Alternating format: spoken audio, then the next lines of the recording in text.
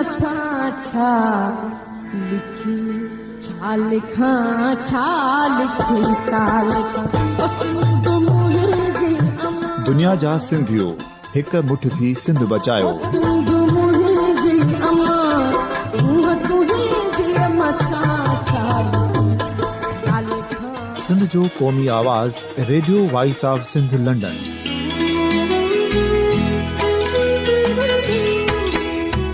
Radio voice of Sindh London पंहिंजी नशरियात में सिंध जी सियासत, समाज, इक़्तिसादियात, तारीख़, क़ौमी उमंगुनि ऐं अख़लाक़ियात मुतलिक़ सिंध जी हक़ीक़ी तर्जुमानी कंदे प्रोग्रामनि खे असराइतो बणाइण लाइ सिंध जे घण घुरनि ऐं धरतीअ सां प्यार कंदड़ अदीबनि, दानिशवरनि, सहाफ़ियुनि, उस्तादनि, वकीलनि ऐं हर तबिके जे मान वारनि सजणनि खे सिंध में शऊरी इनक़लाब लाइ सहकार जो सॾु ॾियूं था। अचो त गॾिजी सूफ़ियुनि ऐं संतनि वारी सिंध जो ओज हिक मुठ थी वरी वापसि आणण वारे सफ़र जा साथारी बणिजऊं।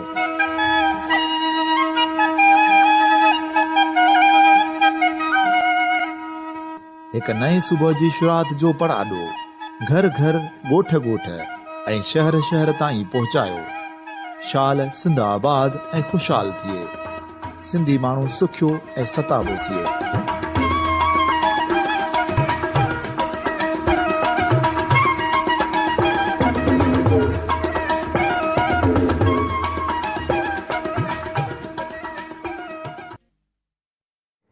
अस्सलाम वालेकुम। Radio voice of Sindh London तां अव्हां जो पंहिंजो साहिब ख़ान सोच जो ज़रूर प्रोग्राम सां गॾु अव्हां जी ख़िदमत में हाज़िर आहे।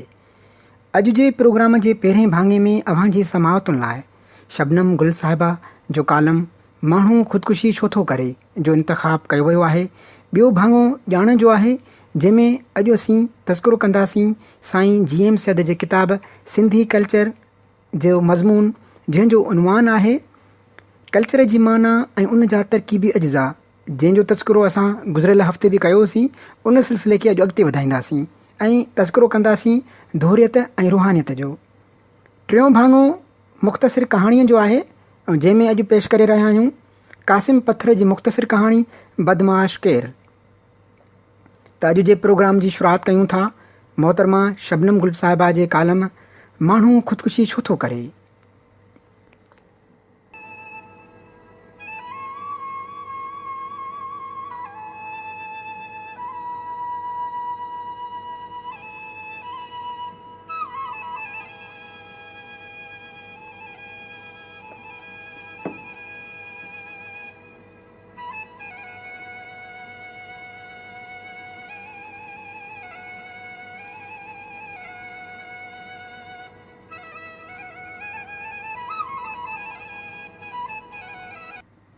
मोहतरमा शबनम गुल साहिबा पंहिंजे कालम में लिखे थी त पंहिंजे हथनि सां ज़िंदगी जो ख़ात्मो करणु बुज़दिली आहे या बहादुरी। छा माण्हूअ खे को अहिड़ो समझौतो करणु घुरिजे जेको खेसि रूहानी तौरु मारे छॾे। रूहानी मौत मरी बि छा खेसि जीअण जो हक़ु आहे। घणा माण्हू जीअण जे चाह में पिया जीअंदा आहिनि, उन्हनि लाइ ज़िंदगी महज़ साह खणण जो नालो ई छो न हुजे। पर सवाल इहो पैदा थिए थो त आख़िर उहे कहिड़ियूं हालतूं या मुहरक थियनि था जो माण्हू ख़ुदकुशी करण ते मजबूर थी वञे थो। इंसानु उन वक़्तु ख़ुदकुशी करे थो जॾहिं मौजूदा कंहिं बि हालत में पाण खे बेवस महसूसु करे थो। पर डिप्रेशन में मुब्तला माण्हू अक्सर अहिड़ो क़दम खणंदा आहिनि। कॾहिं उहा डिप्रेशन या ज़हनी बीमारी दरियाफ़्त नथी थी सघे। हर हसास ऐं ज़हीन माण्हू लाइ जीअण हिकु अज़ाब आहे। ईअं न हुजे हा त गांधी या मार्टिन लूथर किंग नौजवानीअ में ख़ुदकुशी करण जी कोशिशि न कनि हा। डिप्रेशन हुअण जो हिकु पासो मुसबित आहे, छो त ॻणिती ग़म या महरूअ में विकोड़ियल माण्हू उन कैफ़ियत मां निकिरण लाइ पाण पतोड़े थो ऐं संदसि ज़हन में मयार मुताबिक़ कारकर्दगी ॾेखारण लाइ मामूल खां वधीक तकिड़ो कमु करे थो। उन कीमियाई अमल जे नतीजे में तख़लीक़ी सलाहियतूं उसरनि थियूं। साॻे वक़्तु ज़हनी दॿाअ ते रद्दअमल ॾेखारण जो तरीक़ो हर माण्हूअ जो मुख़्तलिफ़ थिए थो। के शदीद कावड़ जो इज़हार कंदा आहिनि त के तशदुद ते लही ईंदा आहिनि। घणी कावड़ या तशदुद ज़हनी बीमारीअ खे ज़ाहिर कनि था। 80% जिस्मानी बीमारियूं पिणु ज़हनी दॿाउ ऐं डिप्रेशन जो नतीजो थियनि थियूं। डिप्रेशन जी अलामतुनि में मायूसी ऐं ज़हनी कारकर्दगी जो घटिजी वञणु आहे। उन खां अलावा कावड़ ऐं बर्दाश्त जी घटिताई या फ़ैसिले जी क़ुवत जो न हुजणु पिणु उन मर्द सां तालुक़ु रखनि था। ज़हनी विगोड़ सबबि माण्हू फ़रार जो राहूं ॻोल्हे थो। जेकॾहिं खेसि के सुठा दोस्त या को रहबर मिली पवे थो त उहो माण्हू उन मायूसीअ मां ताक़त बणिजी उभिरे थो। ॿी सूरत में मनफ़ी रवैया अख़्तियार करे थो, जिन में नशो वापरणु, जिनसी बेरा रवी ऐं जुर्म ॾांहुं लाड़ो वग़ैरह शामिल आहिनि। छो त मुआशिरो ज़हनी तौर ते कमज़ोर ऐं वेगाणे माण्हूअ जी ज़हनी कैफ़ियत जो फ़ाइदो वठे थो। हर हादिसे जे पुठियां अहिड़ा माण्हू थियनि था जेकी ख़ुदकुशी कंदड़नि जी ज़हनी कमज़ोरियुनि सां खेॾण जो ॾांहुं रखनि था ऐं इहो माण्हू ज़ाती मुफ़ाद या फ़ाइदे लाइ उन्हनि जे साम्हूं कटबुतलीअ जो किरदारु अदा करे थो। उहा बेवसी ऐं मूंझारो बि खेसि ज़िंदगी जो ख़ात्मो करण ते मजबूर कनि था। कंहिं बि हादिसे या वाक़े खां पोइ जेकॾहिं उन जो ख़ौफ़ ज़हन में वेही रहे त अहिड़ी हालत खे पोस्ट ट्रामेटिक स्ट्रेस डिसऑर्डर चयो वञे थो। अहिड़ा माण्हू समाजी तौर ते गैरफ़ाल थी वेंदा आहिनि। ज़हनी हैजान, ख़ौफ़, भवाइता ख़्वाब, बेहसी, कावड़ ऐं फ़ैसिले न करण सबबि उहे माण्हू कंहिं बि मसइले मां जल्द जान छॾाए न सघंदा आहिनि। उहे कैफ़ियतूं ख़ुदकुशी करण जो सबबु बणिजंदियूं आहिनि। आम माण्हू उन वक़्तु पंहिंजी ज़हनी बीमारीअ खां लाइल्म रहे थो जॾहिं हिन जे शऊर ऐं लाशऊर में वाज़िफ़ फ़ासिलो आहे। हू पंहिंजी ज़ात खे सम्झण खां क़ासिर रहे थो ऐं पंहिंजे रवैयनि ऐं फितरी लाड़नि जो सबबु नथो ॼाणे या हू लाशऊर जे वर वकड़ रस्तनि में किथे फाथल आहे। मुंझियल माण्हू पंहिंजो अलमियो पाण तख़लीक़ करे थो। उन जो वॾो सबबु पंहिंजे कैफ़ियतुनि या अहसासनि खे ॿियनि खां लिकाइणु आहे। हू ॿिटनि रवैयनि खां ख़ौफ़ज़दा आहे। ज़िंदगी जे ॿिटे मयार में किथे संदसि ज़ात जो सचु विञाइजी वञे थो। हिन मुंतशिर मुआशिरे में ख़बर न आहे कहिड़ी ॻाल्हि, वाक़ियो या हादिसो ॿार जे ज़हन में ख़ौफ़ बणिजी महफ़ूज़ थी वञे, चाहे उहो वाक़ियो हिन सां थियो हुजे या उहो संदसि ॿिए दर्जे जो तजुर्बो हुजे। न वालिदीन उन ज़हनी अज़ाब खे सम्झी सघंदा आहिनि ऐं न नौजवान उन गंभीर मसइले खे अहमियत ॾींदा आहिनि। अहिड़ा नौजवान ॿाहिरि जी दुनिया में लफ़्ज़नि जे बाज़ीगरनि जे वर चढ़ी वेंदा आहिनि। हसास ऐं ज़हन धकियल माण्हूअ जो वॾो ख़्वाबु हसास जो शांवरो पाइणु आहे। अहिड़नि माण्हुनि लाइ पनाह रहबर जे रूप में रहज़न खणी ईंदा आहिनि। ॿारु जीअं वॾो थिए थो त अक्सर माइट हिन मां हथु कढी छॾींदा आहिनि। इहो असांजे मौजूदा मुआशिरे जो वॾो अलमियो आहे। उन ॿार ऐं नौजवान खे माउ या पीउ जी ज़हनी वेझड़ाई घुरिजे। वालिदीन खे ॿार जे बारे में मालूमात रखणु खपे त ॿारु कहिड़े माहौल में आहे ऐं कहिड़े माहौल में उथे वेहे थो, हुन जे चौधारी कहिड़ा माण्हू आहिनि, या जेकॾहिं हुन जी सोच या तबियत में को फ़र्क़ु आयो आहे त उन जो सबबु छा आहे। 90% ज़हनी बीमारियुनि ऐं ओचितो हादिसनि जो सबबु वेझनि रिश्तनि जी लातालुकी थिए थो। ॿार जी तरबियत जी शुरूआती मरहले में खेसि जेकॾहिं यकीन ऐं तहफ़ुज़ जो अहसासु नथो मिले त संदसि शख़्सियत जी पीढ़ कची ऐं खोखली रहिजी वञे थी। धीउ जी माउ सां या पुट जो पीउ सां जज़्बाती विथी केतिरनि अणवणंदड़ वाक़ियनि जो सबबु बणिजे थी। असां रिश्तनि में जज़्बाती सघ जी अहमियत या ज़हनी फ़ासिले जे ख़तरनि खां अॼु ताईं अणॼाणे रहिया आहियूं। ज़ाती तजुर्बे या दूर अंदेशी सलाहियत वालिदीन में न आहे त औलाद बि अणॼाणे गाफ़िल रहे थी। गफ़लत जज़्बाती तोड़े ज़ाहिरी हादसनि जो कारण थिए थी। इहा गफ़लत असांजी समाजी ज़िंदगीअ जो अहम हिसो बणिजी चुकी आहे। समझदार वालिदीन नौजवाननि खे ज़हनी तौर पुख़्ते करण लाइ अॻे कॾहिं बि मुआशिरे जे हवाले न कंदा आहिनि। असां वटि तबई बीमारियुनि खे ख़तरनाक सम्झी उन्हनि जो इलाजु कयो वञे थो, पर ज़हनी बीमारियुनि या ज़हनी सिहत लाइ माण्हुनि जो ध्यानु घटि वञे थो, या हू मुस्तक़िल उदासी, ख़ौफ़ या ॻणतीअ खां का बि अहमियत नथा ॾियनि, जेके अॻिते हली शख़्सी तबाहीअ जो सबबु बणिजनि थियूं। अॻे जेकॾहिं वालिदीन ॿार जी शख़्सियत में को ज़हनी ख़ाल छॾे ॾींदा हुआ त उहा कमी समझदार ऐं फ़र्ज़ शुनास उस्ताद पूरी कंदा हुआ, पर अॼु सूरत हाल मुख़्तलिफ़ आहे। वालिदीन या उस्ताद बि हिन समाज में रहनि था। हिकु तरफ़ हू जदीद दुनिया विगोड़े ज़हन ऐं रवैयनि खे ऑफिसरनि ऐं समाजुनि जे रस्मुनि ऐं किथे वरी अहिड़नि अणवणंदड़ रवैयनि खे पाण हथी ॾियनि था। जदीद दुनिया विगोड़े ज़हन ऐं रवैयनि खे ऑफिसुनि ऐं समाजी ज़िंदगीअ खां सख़्तु नापसंदगीअ सां ॾिसे थी, जंहिं करे माण्हूअ खे पाण पंहिंजो इलाजु करिणो पवे थो। उते आम माण्हूअ खां मुल्क जे सरबराह ताईं नफ़्सियाती माहिर सां रुजू कंदा आहिनि, पर हिते ज़हनी बीमारी ऐं उन जो इलाजु एब सम्झो वञे थो। जेकॾहिं वक़्त ते ज़हनी कशमकश ऐं रवैनि जी बेतरतीबीअ जो इलाजु मुमकिन न आहे त सॼो समाज अणवंदड़ वाक्यनि जे ख़ौफ़ में विकोड़जी वञे थो।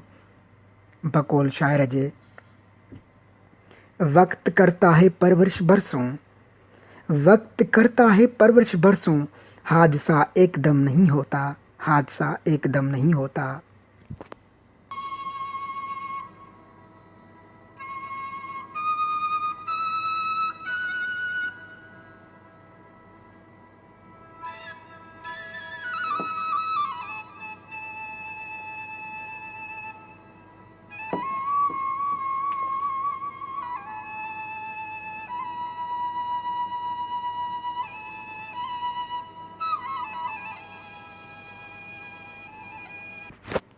शबनम गुल साहिबा जो कालम अमां जे आॾो पेश कयोसीं। नाउमीदी न रुॻो मनफ़ी अमल खे जनमु ॾींदी आहे पर इंसान खे अहिड़ो त करे छॾींदी आहे जो पंहिंजे हथनि सां ज़िंदगी जो ख़ात्मो करण ताईं पहुची वेंदो आहे। हाणे सुवालु इहो पैदा थिए थो त आख़िर उहे कहिड़ा सबब आहिनि जो इंसानु आख़िरी हद बि ओरांगे ज़िंदगी ख़तमु करण ते मजबूर थी पवे थो। आपघात करण जो बुनियादी सबबु नाउमीदी आहे। मतिलबु इंसान खे पाण खे हालतुनि में एतिरो त जकड़ियल महसूसु कंदो आहे जो उन मां निकिरणु नामुमकिन लॻंदो आहे। नाउमीदी हमेशह डिप्रेशन ऐं परेशानी जो कारण बणिबी आहे, एसि ताईं जो थोरो डिप्रेशन अॻिते हली हिकु ज़हनी बीमारीअ खे दरियाफ़्त कंदो आहे। नाउमीदी ऐं मायूसीअ जे नतीजे में इंसान जो तख़लीक़ी सलाहियतूं उसण त ठहियो वितर ख़तमु थियो वञनि। नफ़्सियाती माहिरनि मूजिबि मायूसीअ में हर इंसान जो रद अमल मुख़्तलिफ़ थिए थो। के शदीद डिप्रेशन जो शिकार थी वेंदा आहिनि त के क़िस्मत खे ॾोहो ॾींदे कंहिं हद ताईं पाण खे डिप्रेशन खां परे रखण जी नाकाम कोशिशि कंदा आहिनि। नाउमीदीअ में जकड़ियल इंसानु फ़रार जो राहूं अख़्तियार कंदो आहे ऐं नतीजो उहो निकिरंदो आहे जो हानिकार शयुनि ॾांहुं लाड़ो वधी वञणु शुरू थींदो आहे, जहिड़ो को नशो वापरणु, आपघात वग़ैरह। घणे भाङे असांजे समाज जो वरी रवैयो अहिड़ो आहे जो नाउमीद ऐं मायूस इंसान खे हौसलो ॾियण त परे वेतर उन ते ठठोलियूं कयूं वेंदियूं आहिनि। मौजूदा मुंतशिर मुआशिरे में केतिरा ई नाउमीदी जा ककर शाइल आहिनि। पतो नाहे त कहिड़े महिल कहिड़ो वाक़ियो मायूसीअ जो सबबु बणिजी पवे। एतिरे क़दुरु जो नंढी नंढी ॻाल्हि ते मायूसी घर कयो वञे। बुख, बदहाली, बेरोज़गारी, बुनियादी ज़रूरतुनि जो पूरा न थियणु पिणु मायूसीअ जो सबबु आहिनि, जेके बदकिस्मतीअ सां असांजे समाज में वॾे मुक़्तार में आहिनि। अहिड़े माहौल में जॾहिं ॿार जी तरबियत थिए थी त खेसि यकीन तहफ़ुज़ जो अहसासु नथो मिले, जंहिंजे करे कचड़ी उमिरि खां वठी मायूसी सहेड़ियल रहे थी। नतीजनि समाज में मनफ़ी अंसरनि खे हथी मिले थी। सम्झू वालिदीन पंहिंजे ॿारनि खे मायूसी जी माहौल हुजण बावजूदि मुसबित रस्तनि ॾेखारण तरफ़ ध्यानु ॾींदा आहिनि। जेकॾहिं ॿारनि खे कचड़ी उमिरि खां मुसबित सोच सम्झ उजागर न कबी त अॻिते हली मनफ़ी सोच संदनि जी शख़्सी तबाहीअ जो सबबु बणिजी वेंदी। मायूसीअ खे पाण खां ख़तमु करे पंहिंजे अंदर में मुसबित ॾीए खे रोशन करिणो पवंदो त जीअं न रुॻो समूरो समाज रोशन थिए पर असांजे वजूद जा लिकल मुसबित रुख पाण साम्हूं अचनि।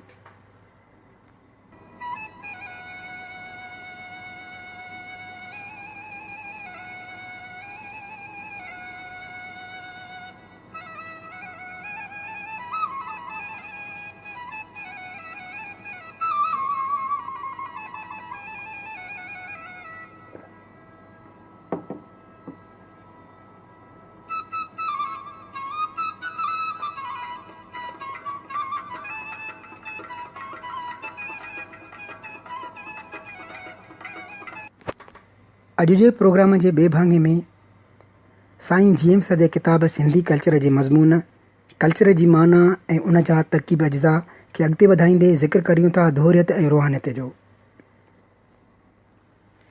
दोहरियत साईं जेम्स पंहिंजे किताब में लिखनि था, हिन नज़रिए मूजिबि मादा खे ज़िंदगी रूह ते अहमियत ॾिनी वञे थी। उन करे मादा खे दर्जी अवल जी हैसियत ॾेई रूह माइंड खे सानवी दर्जो ॾिनो वञे थो। उन ई नुक़्ते निगाह मूजिबि रूह मादा जे मुख़्तलिफ़ अंसरनि जी बाहिमी अमल जी पैदावार आहे। उन करे जॾहिं बि मादे जूं बाहिमी अमल बंदि थिए थो या उन में रुकावट पैदा थिए थी त ज़िंदगी ख़तमु थियो वञे। हिन नज़रिए जे मोक़दनि जो शख़्सी रूह जी हैसियती ऐं तसलसल में इतिक़ाद न आहे। हिन नज़रिए जे मञण बैदि मज़हबनि जा जमली इतिक़ाद जहिड़ो को हयात बादुल मुमात, तनासुक, जुज़ा ऐं सज़ा, बेहिश्त ऐं दोज़ख, काइनात जो प्लान, मनसूबो या रिथा, ऐं मक़सदनि सां पैदा थियणु, उन्हनि जे पैदा कंदड़ हलाईंदड़ ताक़त ख़ुदा में एतमाद रखण जा अक़ीदा सभु ख़तमु थियो वञनि, जंहिं करे हिननि जो सारो ज़ोर हिन दुनिया जी ज़िंदगी बहितर बणाइण ऐं हर ॻाल्हि जो फ़ैसिलो अक़ुल ऐं तजुर्बे जी बुनियाद ते करणु ज़रफ़ रहे थो। रूहानियत, हिन नज़रिए मुताबिक़ रूह माइंड खे असली शइ करे वरितो वञे थो, उन में मादे खे सानवी हैसियत ॾिनी वञे थी। हिन जे मञींदड़नि मां के त मोर्गो मादे जे जुदा हस्तीअ खां इनकार करे उनखे सफ़त ऐं धोखे सां तशबीह ॾियनि था ऐं उन्हनि जे नुक़्ते निगाह खां रूह ज़ात ऐं मादो सफ़ात आहिनि। रूह अब्दी ऐं अज़ली आहे ऐं मादो फ़ानी ऐं तब्दील थींदड़ आहे। हिन जे नज़रिए जे बुनियाद ते जमली मज़हब वजूद में आया आहिनि। ख़ुदा हयात, बादुल ममात, आवेगान, जज़ा ऐं सज़ा, कर्म जो फल, बहशत ऐं दोज़ख ऐं मज़हबनि जा जमली तौर हर हिकु माण्हू संदसि अमलनि लाइ जवाबदार हो। तंहिं करे घणे भाङे हर शख़्स आज़ादु हो, जीअं त के माण्हू मेहनती, लियाकत वारा ऐं मज़बूत थियनि था ऐं के सुस्त, कुदफ़ाम, ॾुॾ ऐं कमज़ोर आहिनि। तंहिं करे ॿिन्ही गुरूहनि जे खुलियल मुक़ाबले में के माण्हू मिल्कियत, पैसे ऐं इक़्तिदार जा मालिक बणिजो वञनि ऐं के महकूम, मुफ़लिस ऐं नादार थियो पवनि। जंहिं सूरत में हिन नज़रिए मूजिबि बुनियादी तरह खुलियल मुक़ाबिलो रवा आहे ऐं उन जे आधार ते पैदा थियल तबक़ाती ऐं मुस्तक़िल मुफ़ाद खे तस्लीम करे मज़हबी कानून अहिड़ी तरह बणाया विया आहिनि जो शख़्सी मिल्कियत, ज़राए पैदावार ऐं विरासत खे हथु लाहिण जा दस्तअंदाज़ी करण जी मना आहे। नतीजे में के करोड़नि रुपयनि जा मालिक बणिजो वञनि त के बेज़र, बेअजीब, मज़दूर, बिना ज़ाल जे रहिजो वञनि। अहिड़े निज़ाम खे बि ख़तमु करण लाइ मज़हबी कानून मुखालफ़त कनि था, बल्कि के उनखे कर्म जो फल या क़िस्मत जे नतीजो क़रार ॾियनि था। उनखां सवाइ मज़हब फ़ोकुल अक़ुल अख़्तियारीअ ते मदार रखी घणी हद ताईं अक़ुल ऐं तजुर्बे मां हासिलु कयल मालूमात खे सानवी हैसियत बख़्शे थो। उन जे ॿिन्ही नज़रियनि जो बुनियाद ते जे जमायतूं ठहनि थियूं से बैनुल अक़वामी हैसियत रखण करे मुख़्तलिफ़ क़ौमुनि जे मुस्तक़िल मुफ़ाद जहिड़ोकि वतन, कल्चर, इक़्तिसादी मुफ़ाद ऐं ज़ुबाननि खे नुक़सानु पहुचाइनि थियूं।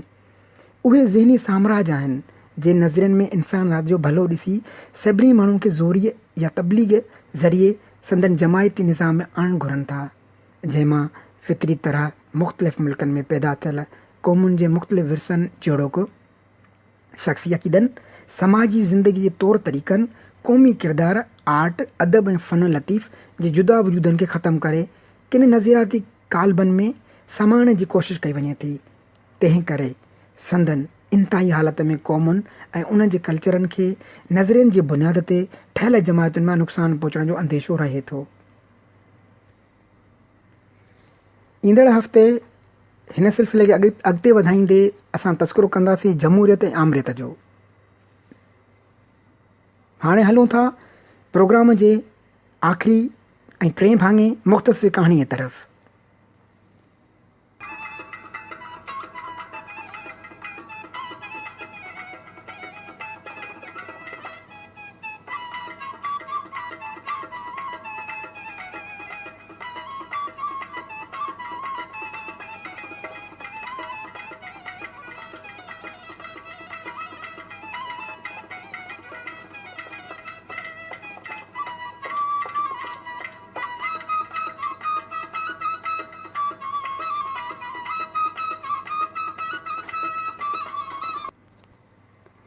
प्रोग्राम जे टे भाङे में पेश कयूं था क़ासिम पथर जी मुख़्तसिर कहाणी बदमाश केर।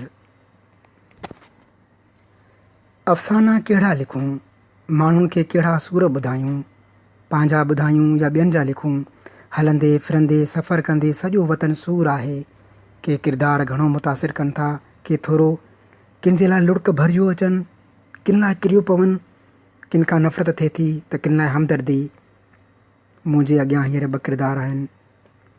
हिकु ॾींहुं हिकु दोस्त जे उताक ते वेठा हुआसीं।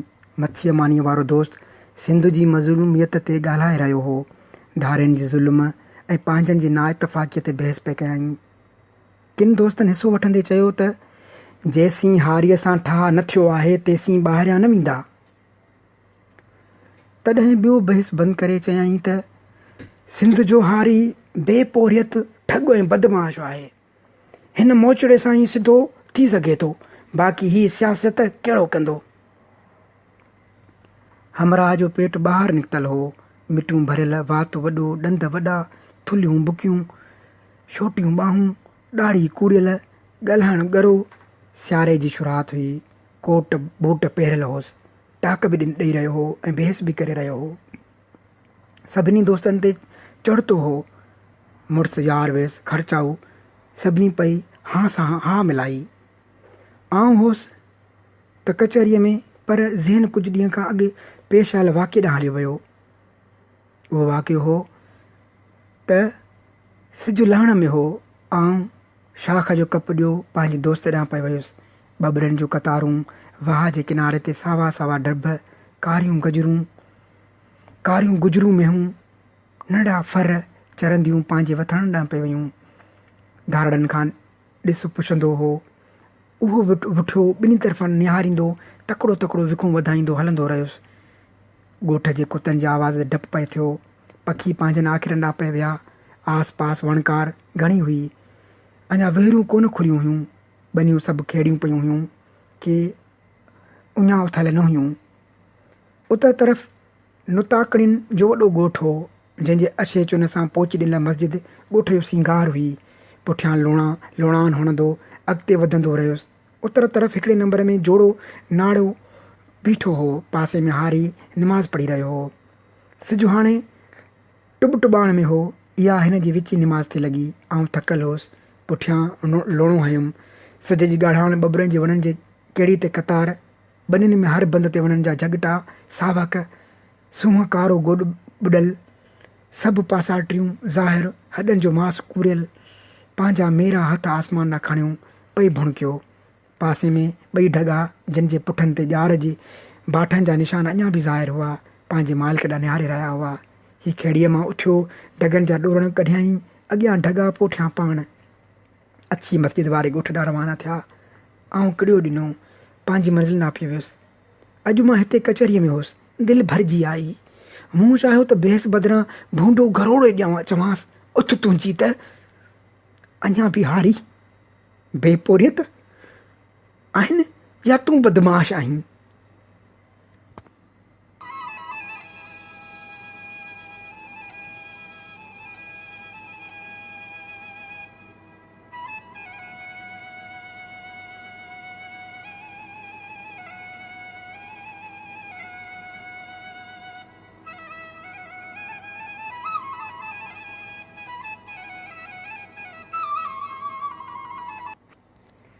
अॼु जे सोच जो ज़रूर प्रोग्राम जी किस्त पंहिंजी पुॼाणीअ ते पहुती। अव्हां पंहिंजी क़ीमती राय ऐं सजेशन्स वॉइस ऑफ लंडन जी ईमेल एड्रेस info@radiovoiceofsindh.com ते उमाणे सघो था। असांखे अव्हां जे पैगामनि जो हमेशह जीअं ओसीड़ो रहंदो। ईंदड़ हफ़्ते ताईं पंहिंजे मेज़बान साहिब ख़ान खे ॾींदा इजाज़त, मोकिलणी नाहे सदाईं गॾु। अव्हां जी समातुनि ताईं radio voice of Sindh London